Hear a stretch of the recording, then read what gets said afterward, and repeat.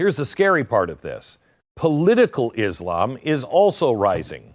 Hamas sympathizers taking over universities. They create their own parallel communities, and some of them right here in Texas. Texans, you better wake up. They live by their own justice system with Sharia courts, and together, the radical leftists and the Islamists, and even the Antifa anarchists, are all marching side by side in solidarity. But here's the thing. This is not the epidemic. These are all symptoms of a much larger virus, and that virus is a lack, or in some cases, I think, a perversion of education. This is a video of Glenn Beck talking to us about radical Islam, one of our most favorite subjects in the world right now. Don't you guys love it? I'm the other Barack. I'm coming to you live and direct here from where? From the holiest place in the world. That place is Israel, founded in 1948.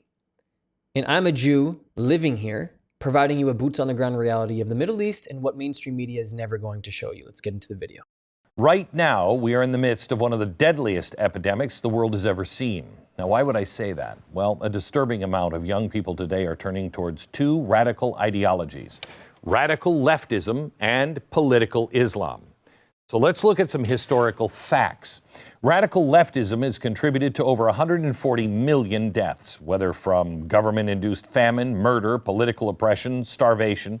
It's a death cult, in a similar vein as ISIS or Al-Qaeda.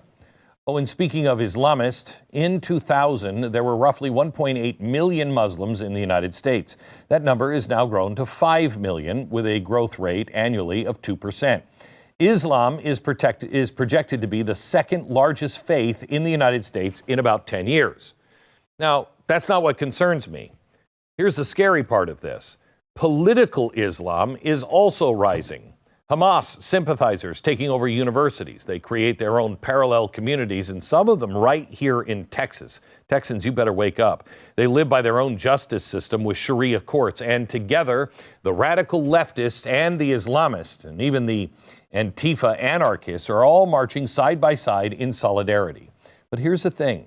This is not the epidemic. These are all symptoms of a much larger virus, and that virus is a lack, or in some cases, I think, a perversion of education. This is why I am starting The Torch. It's coming in January. We have a very short time to fix this before it's all too late, and seeing things like this doesn't make me feel any better. Watch.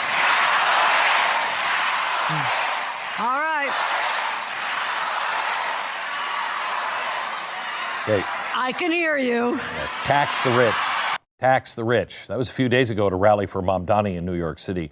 And here we have the radicals like Bernie Sanders, AOC, Mamdani screeching like banshees over the virtues of socialism, all the while being backed up by the establishment Democrats like Governor Hochul. Now the crowd erupts into tax the rich, tax the rich.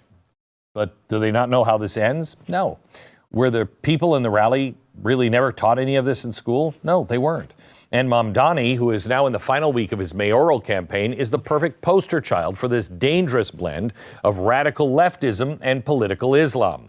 Proper education would end this campaign right now, but instead we get glowing interviews by the media like this one. I think any New Yorker who looks at someone getting an opportunity, who's representing communities that have not been as represented, a Muslim, a young person, a progressive, a democratic socialist, you know, there are so many different communities that are looking to you, and this, I hate to put it on you, as a bit of a Jackie Robinson moment. And I know that probably wields some weight, but man, oh man. What an exciting opportunity. Okay, what an exciting opportunity. Jackie Robinson, seriously? I mean, I remember that time when Jackie Robinson thought police were all controlled by the Jews. Yeah, that's Mamdani in a nutshell. Watch. We have to make clear that when the boot of the NYPD is on your neck, it's been laced by the IDF. Really? This is who Jon Stewart has, wishes the best?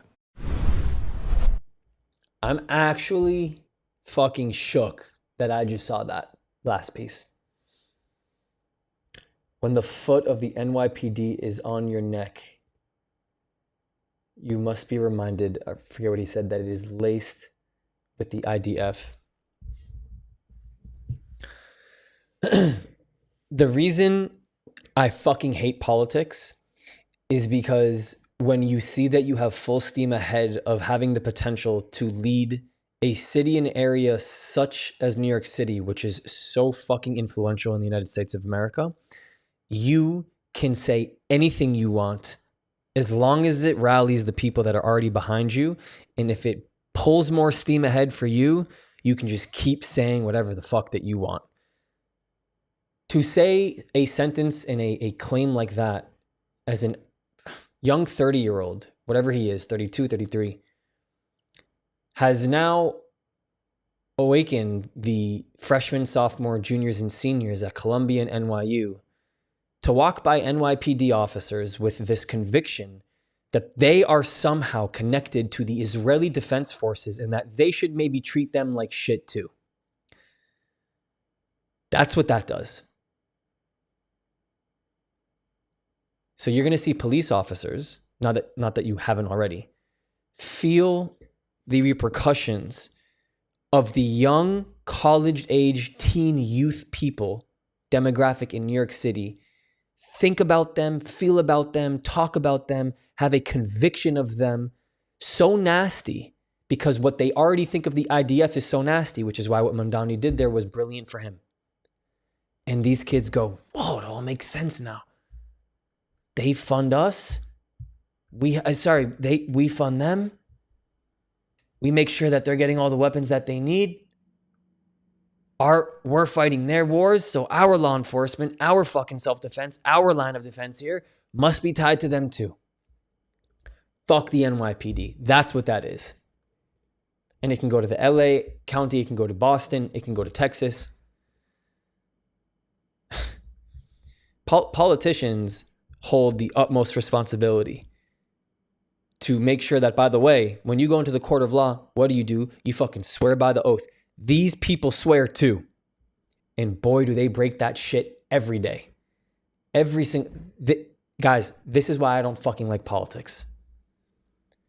Because A, it's corrupt from the beginning. B, the corruption only leads to more destruction. You're seeing it right here. You will always see it.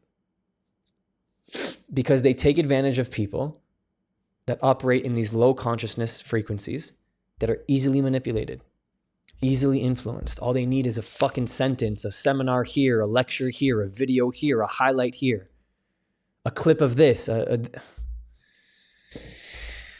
We're working with a world that has a damaged consciousness, individuals and the collective. And we need to start by fixing our own consciousness first, then the collective consciousness. And then we can talk about where politicians should be fucking delegating their time, energy, and emotions, right? Otherwise, we're just continuing to turn the hamster wheel here and fucking kick the can down the road instead of addressing the real issues, the real problems, and how we're going to talk about having, I don't know, maybe a nice place to live on, a nice earth to live on, a nice society to have, good neighbors to have, safe neighbors to have, fun experiences to have. I want to have a YouTube channel where I get to talk about all that shit. That's my ambition. Here's a note from me. Thank you so much.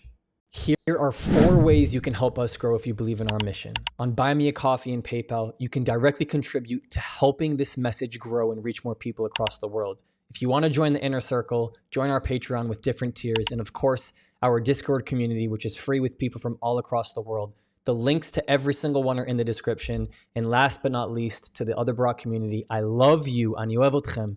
I'll see you guys next time.